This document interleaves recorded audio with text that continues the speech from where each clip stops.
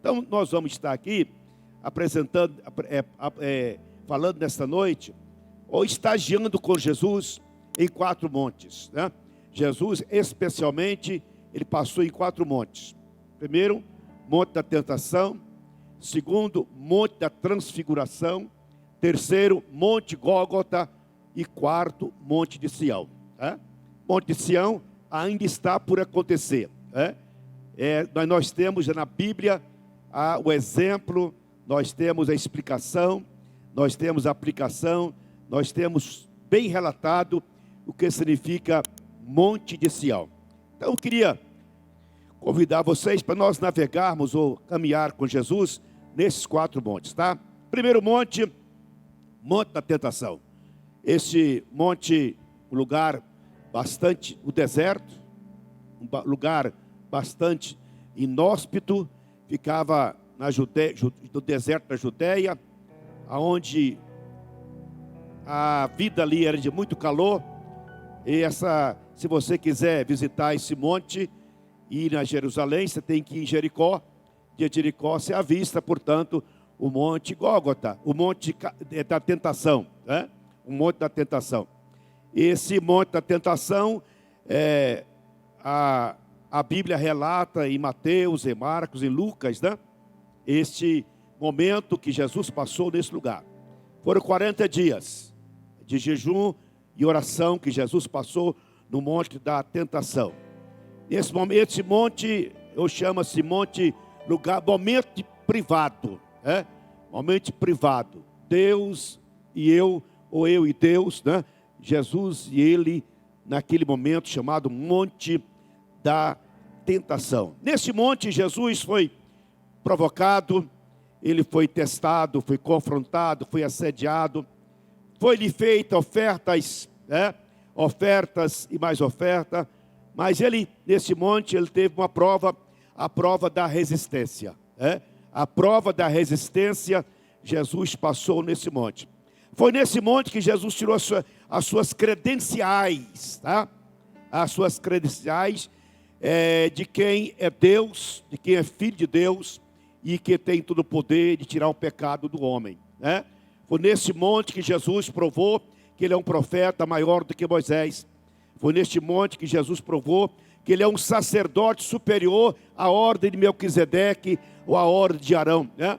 Foi nesse monte que Jesus provou que ele é filho do homem, mas que também é filho de Deus, tá? Neste monte. Esse monte, Jesus foi desafiado a um desafio entre ele e o diabo. E ele não podia começar seu ministério, não podia começar a sua história ministerial sem passar por esta prova, sem passar por este teste. Então, o inimigo tinha de saber que estava diante daquele que é mais valente do que ele. O diabo tinha que saber que Jesus era o homem, o Filho de Deus, mas que o Filho de Deus era um homem que estava ali e a sua vida lhe credenciava a dizer que ele era mais valente do que o mais valente que pensava que era o diabo, né? Daquele dia em diante, após o monte da tentação, o diabo tomou conhecimento, né? De que Jesus Cristo era o Filho de Deus e não podia mais vencê-lo. Temos algumas informações que após este teste de resistência no monte da tentação, a primeira vez que Jesus entrou após isso numa sinagoga, lá estava um homem endemoniado. E o espírito demônio possuía aquele homem, ele frequentando a sinagoga. Quando ele viu Jesus entrar, ele gritou: tu vieste para nos destruir, ó Santo de Israel. Então a primeira pessoa que entendeu quem Jesus era de fato, né, no mundo espiritual, foram os próprios demônios. O próprio Satanás teve que reconhecer que Jesus é o Filho de Deus. Olha, o diabo das suas investidas, quando Jesus tentou matá-lo por ocasião do seu nascimento, né? Jesus ficou no anonimato por 30 anos, né?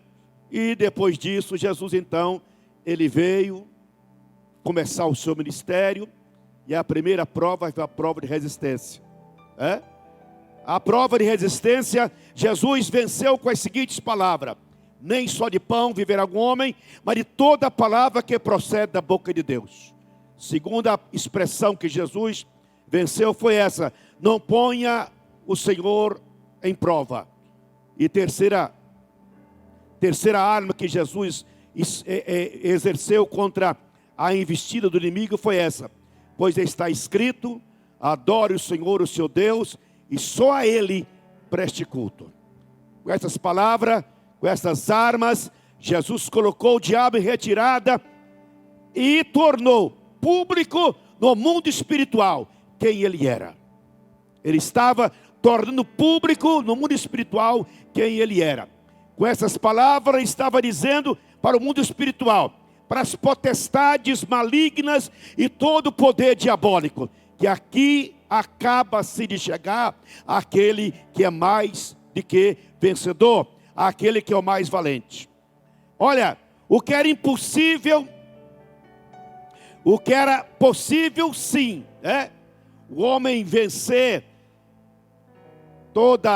que era impossível o homem vencer toda a carne, seja emocional ou física, fraqueza humana, debilidade espiritual. É possível vencer tudo isso pelo poder da palavra de Deus. Ele estava ensinando para a gente que é possível sim, a gente como homem, vencer fraqueza, vencer desejos, vencer qualquer dificuldade emocional, qualquer debilidade. É possível sim, a gente vencer no poder da palavra de Deus. Amém? Estava Jesus provando que era possível sim o homem confiar em Deus, crer no seu poder, no seu amor, na sua bondade, independentemente de qualquer situação que ele esteja vivendo. Independentemente de qualquer situação, Jesus está mostrando que é possível a gente continuar crendo no amor, na bondade do Senhor Deus. Olha, nós não precisamos de prova do que Deus é. O que precisamos é crer pela fé, que a sua palavra diz o que Ele é e o que Ele pode fazer por nós. Eu quero que você entenda que somente Deus é Senhor digno, de toda adoração. E que nenhuma proposta, nenhuma vantagem, nenhuma recompensa vale a pena contrariar esta ordenança sagrada e determinada pela palavra do Senhor. Só a Ele, o Senhor Deus, nós prestaremos culto. Com essas três conclusões, Jesus estava habilitado para iniciar o seu ministério. Estava habilitado para vencer o seu ministério. Ele havia sido provado para o que estava destinado, sabe?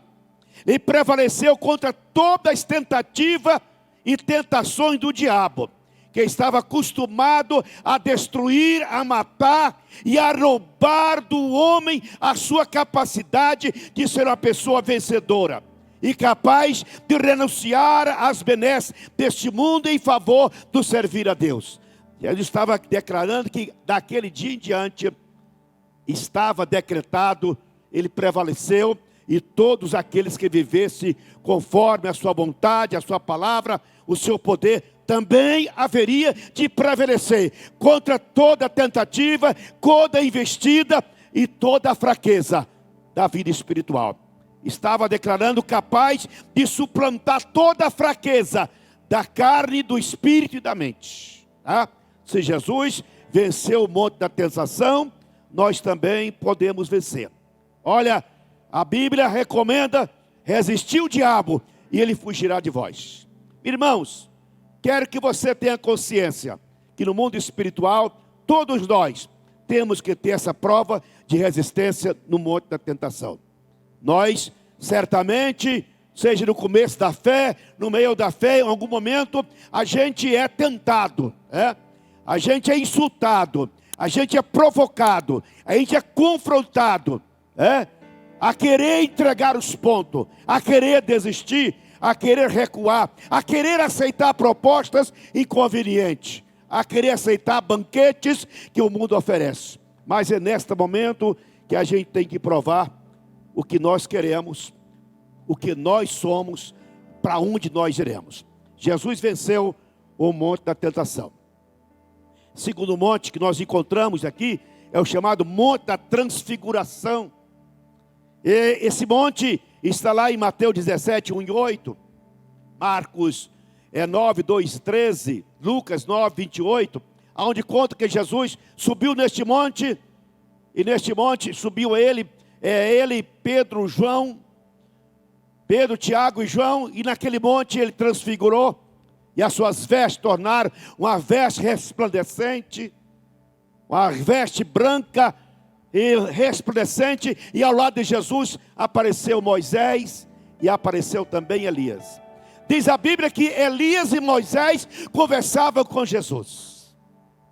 Conversavam com Jesus.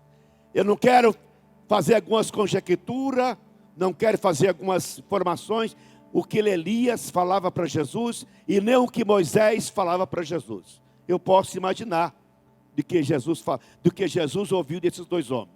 Certamente ouviu: Jesus, não desista, vá em frente, cumpra o seu papel, vença a sua prova, resista até o fim, com você está a certeza da vitória. Eu fui até o monte que divisa, e não cheguei à terra de Canaã, mas o Senhor haverá de vencer. Moisés certamente relatou para Jesus algumas coisas que podiam estar mostrando quanto ele estava certo que Jesus era Senhor deles, era vencedor por eles, e haveria de resgatar a vida deles através daquele momento. O monte da transfiguração, eu considero como um momento de satisfação, momento de celebração, de reconhecimento, de glorificação, de apogeu, momento particular com seus maiores amigos, Pedro, Tiago e João, momento de muita alegria. Eles ficaram extasiados com tanta emoção e diziam: Senhor, está tão bom aqui, vamos fazer uma tenda para nós e ficar por aqui mesmo, tão bom que estava. Mas Jesus não deu atenção para isso. E eles nem perguntaram o que Moisés e Elias falou. Jesus, nesse monte da transfiguração, aonde ele estava ali com a sua glória manifestada em suas vestes, ao lado do profeta Elias e o Moisés, e Deus falou nos altos: este é meu filho amado, a ele ouvi. Este é meu filho amado, em quem eu tenho prazer, a ele ouvi. Com tudo isso, Jesus não se exaltou-se, Jesus não teve nenhuma extasiação de ficar empolgado com o momento. Ele sabia que aquele momento tinha que acabar, tinha que passar, não podia durar muito aquele momento bom.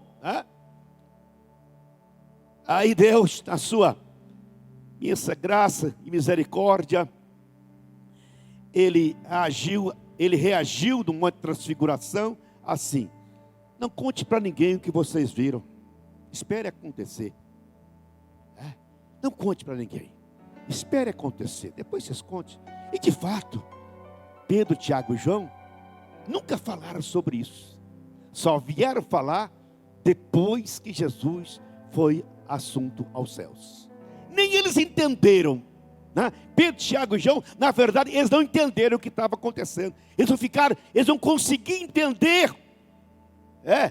E Jesus: olha, não conta para ninguém não, só conta para os outros depois da minha ressurreição, porque ninguém vai acreditar nisso, sabe? Tem testemunho, irmão, que é tão forte, que é melhor você não contar, esperar acontecer, porque as pessoas não vão acreditar. Você imagina se Pedro, Tiago e João saíssem dali e contassem: olha, Moisés e Elias teve com Jesus. Tem coisas, irmãos, que a gente tem que receber, guardar no coração, esperar acontecer. Porque o homem natural, o homem que não tem fé, o homem que não tem entendimento espiritual, não vai acreditar. Espera, era preciso acontecer primeiro. Ficaram em silêncio, Jesus não vangloriou, nem encantou com aquele momento, nem ficou envaidecido, mas guardou para si o que estava acontecendo, sabe? E eu quero que vocês compreendam uma coisa. São momentos como estes que somos confortados e motivados. É quando nós ouvimos uma voz, a motivação do Espírito dizendo: olha, não desista, não recue, vale a pena continuar, vale a pena persistir. É um momento como esse que a gente ouve aquela voz: olha, o Senhor está no controle de tudo, sabe? Deus é o maior incentivador meu e seu. Ele incentiva, Ele motiva, Ele fortalece a gente para nós alcançarmos o cumprimento daquilo que é promessa, daquilo que é desígnio, aquilo que é a proposta dele para a nossa vida. Às vezes, a gente passa um momento bom na vida, celebração, uma festa, alegria. A gente pensa assim: seria bom não acabar nunca esse momento aqui. Mas momento bom tem que durar pouco, ninguém suporta momento bom que dura a vida inteira, não é? Momento bom existe preparando para outros momentos, sabe? Então, no momento bom, a gente é instruído, é confortado, é incentivado, é motivado por Deus, para a gente saber: olha, se houver outros momentos ruins ou desconfortantes na frente, saiba que você conhece momentos bons que eu posso passar contigo na minha presença. Agora, momentos tem propósitos. Tinha propósito, mas momentos bons são provisórios e são também passageiros. Os 3 anos de Jesus aqui na vida, se nós colocássemos como um diário para cada um de nós, um diário para nós estar vivendo a nossa vida nos 3 anos de Jesus, você vai perceber que a gente, como Jesus, a gente tem lutas, pelejas, desafios, confrontos, tentações, insultos e assim por diante. Agora veja bem, na verdade, a gente não podia, Jesus, nem o discípulo podia ficar encantado com aquele momento, porque aquele momento bom podia tirar o foco da missão maior de Jesus, né? Na verdade, aquele momento bom que Pedro falou que era bom estar ali, a verdade, era um preparatório para Jesus chegar no Gólgota. Era um preparatório para Jesus chegar no Gólgota. Então, Jesus passou por um monte da transfiguração, que quer dizer lugar de celebração, lugar de reconhecimento, apogeu da vida, de aplausos, mas sem cantar, sem ficar embriagado, sem ficar pensando que a vida é isso. Não. Jesus sabia que aquilo era passageiro, aquilo era provisório, aquilo servia para eles estar convicto que ele tinha um propósito maior do que viver somente um momento bom, um momento agradável como aquele. Jesus, então, nós conhecemos chamado Monte do Gólgota. Então Jesus venceu no Monte da Tentação a resistência contra toda a tentativa de fracasso da sua carreira ministerial, venceu muita transfiguração, todo momento de aplauso, reconhecimento, de apogeu, de celebração e assim por diante. Aí ele vem para o Monte Gólgota. Monte Gólgota, ou chamado Monte do Calvário, ou Monte Caveira. Esse Monte Caveira que ficava por fora do muro de Jerusalém. Aqui fala de momentos de sofrimentos, de humilhação, de covardias, de afronta, de acusações, de injustiça, de abandono, de desprezos. No Monte do Gólgota foram 6 horas Jesus pendurado naquela cruz, das 9 da manhã até as 3 horas da tarde. Foi ali naquele monte que ele deu o brado da vitória. Está consumado. Em tuas mãos entrego o meu espírito. Então no Monte Gólgota ele estava, portanto, sofrendo as mais duras injustiças que nós possamos imaginar. como ovelha muda, foi levado a matadouro. Ao invés de odiar, ele perdoou. O justo sofrendo pelos injustos. O Senhor doador da vida morrendo. Estava lá. Ninguém podia sobreviver e resistir o Monte Gólgota se não tivesse convicção da sua missão. Ninguém podia resistir os sofrimentos, as angústias, o abandono, o desprezo, a covardia que ele fizeram no Monte Gólgota, se não soubesse, não tivesse convicção da sua missão. A Bíblia é clara em falar que Jesus diz: eu vim para isto. Eu vim para isto. Em Hebreus capítulo 12 versículo 3, ele fala: ele, pela alegria que lhe fora proposta, suportou a cruz, desprezando a vergonha, e assentou-se à direita de Deus Pai. Ele suportou a cruz, as afrontas, as humilhações, as injustiças, as covardias, tudo ele suportou, porque ele sabia que estava ali cumprindo um propósito maior de vida. Ele estava ali fazendo a vontade do Pai. Isaías capítulo 53 fala assim: ele verá o trabalho das suas mãos e ficará satisfeito. Resistir o Gólgota tinha que ter prazer na vontade do Senhor, sabe? Resistir o Gólgota tinha que ter prazer na vontade do Senhor. No seu sofrimento que antecedia o Gólgota, ele falou: se possível for, Pai, passa de mim esse sofrimento, mas sobretudo, cumpra a tua vontade na minha vida. Cumpra a tua vontade na minha vida. A minha comida, Pai, a minha comida, ó Deus, é fazer a vontade daquele que me enviou e concluir a obra que me deste para fazer. Foi assim que Jesus entendeu. A minha vida, o que importa na minha vida é cumprir a vontade de Deus e concluir a obra que Ele destinou, mandou que eu fizesse. Amém? Jesus tinha, portanto, convicção do que Ele ia fazer. Resistiu o sofrimento, as injústias, as dores, o desprezo, o abandono, a vergonha no Monte Gólgota. Só por amor. Só por amor. Só por amor. A minha e a sua vida. O Gólgota foi o lugar onde Ele sacramentou a sua maior vitória. Recebeu o testemunho da natureza por ocasião da sua morte. Diz que o sol escureceu, a terra tremeu e os sepulcros se abriram quando Jesus morreu. Estava realizando a obra sumária da redenção. Estava quebrando a barreira que separava o homem de Deus. Estava decretando a vitória da vida sobre a morte. Estava decretando a derrota da condenação do pecado. Estava quitando o débito de todo pecador para com Deus e pagando o preço da nossa redenção. Glória a Jesus. Aleluia. Estava quebrando a parede de separação entre o homem e Deus. Estava inaugurando um novo caminho.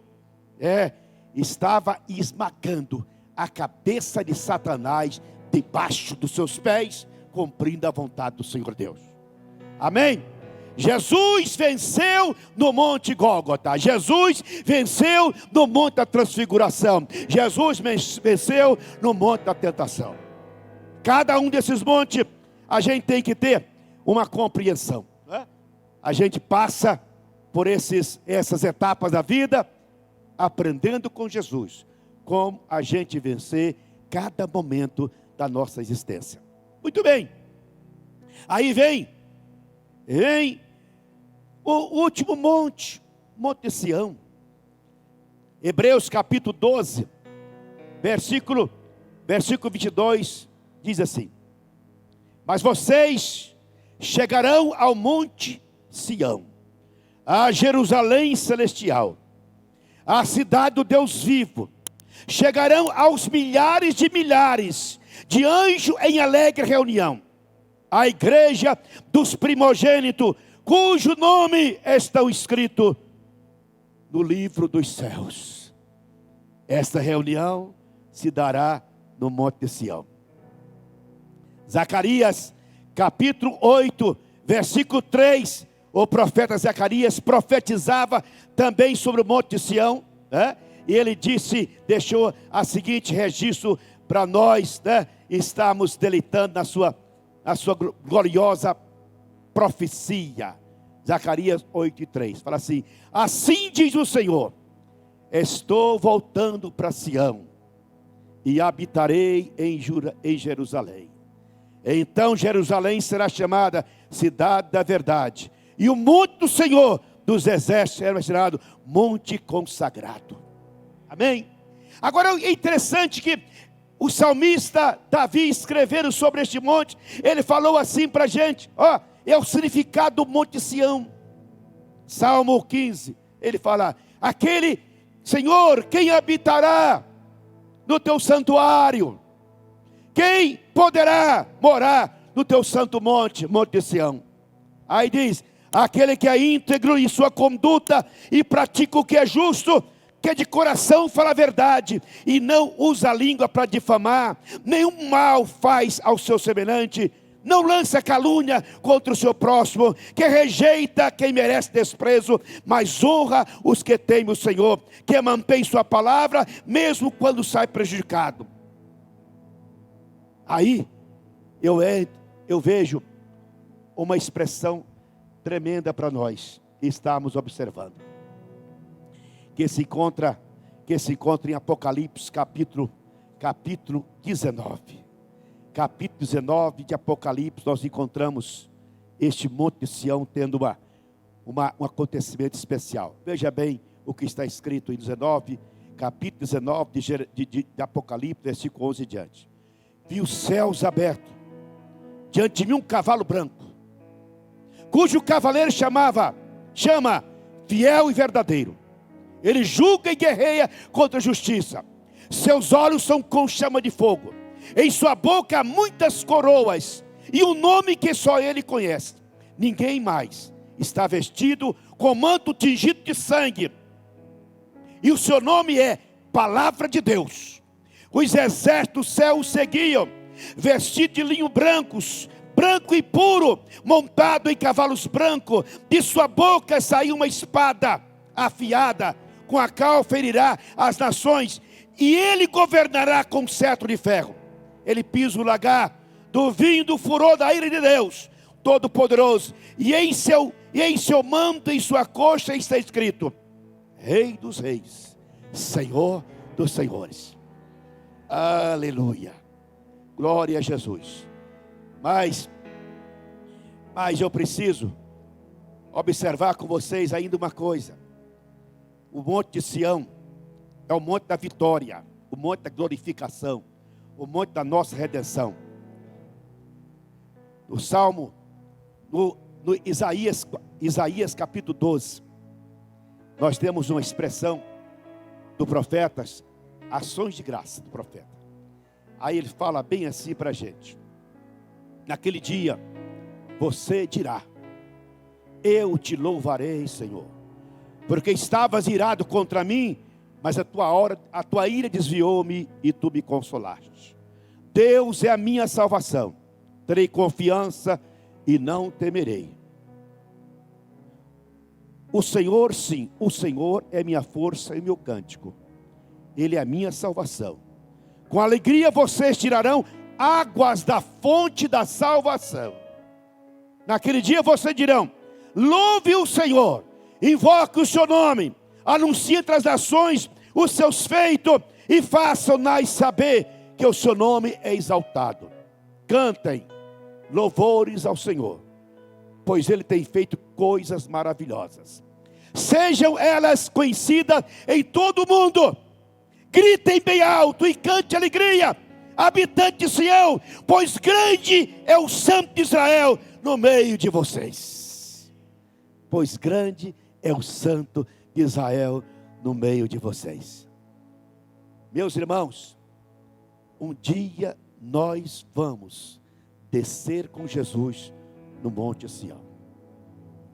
Bem claro está em Mateus 24, versículo 26 em diante, bem claro está, quando a profecia de Jesus sobre a sua vinda ele fala bem assim para nós. 26 do 24 de Mateus. Fala assim. Diz assim, olha bem. Assim, se alguém disser, ele está lá no deserto, não saia. Ou, ali está ele dentro da casa, não acredito. Porque assim como o relâmpago sai do oriente e se mostra no ocidente, assim será a vinda do Filho do Homem. Onde estiver o cadáver, ali se juntarão os abutres. Jesus aparecerá no céu. Então aparecerá no céu o sinal do Filho do Homem. E todas as nações da terra se lamentarão e verão o Filho do Homem vindo nas nuvens dos céus com poder e grande glória. E ele enviará os seus anjos com grande trombeta, e estes reunirão os seus eleitos dos quatro cantos, de uma a outra extremidade da terra. Jesus descendo sobre o monte de Sião. Aleluia. Aí eu uso aqui Cantares 8:4. Jesus é uma expressão profética também. Jesus, quem é esse que vem saltando pelos montes? Saltando pelos montes. Venha depressa, meu amado. Seja como a gazela, como servo novo. Tem saúde, tem vigor, tem destreza, tem habilidade. Vem, saltando pelos montes, coberto com as suas especiarias. Irmãos, nós somos convidados a saltar os montes da vida com Jesus. Nós somos convidados a vencer cada momento da vida, assim como Jesus venceu. Sabe por quê? Porque se nós vencermos tudo isso que eu falei para vocês, no monte da tentação, no monte da transfiguração e no monte do Gólgota, nós vamos receber a nossa grande celebração no monte de Sião. Desceremos com Jesus, transformado em corpo glorioso. Nunca mais a dor, o choro, a morte, a tristeza vai ter lugar em nossa vida. Vamos estar com aquele que é Rei dos Reis, Senhor dos Senhores. Vamos estar celebrando para sempre, por toda a eternidade, a sua glória, a sua beleza, a sua excelsitude, as suas maravilhas, as suas especiarias que Deus deixou para nós desfrutarmos. Aleluia. Portanto, não deixe que nada dessa terra, nada dessa vida, nada dos momentos que você porventura tem passado, deixe você baqueado, baqueada, desmotivada, deixe você meio enfraquecida. Não, Senhor. Sabe de uma coisa? Nós estamos saltando com o monte daquele que é vencedor por excelência, daquele que venceu para nós vencermos, daquele que morreu para nós nunca mais morrermos, daquele que desceu para nunca mais descer, mas só subir para habitar com ele para todo sempre.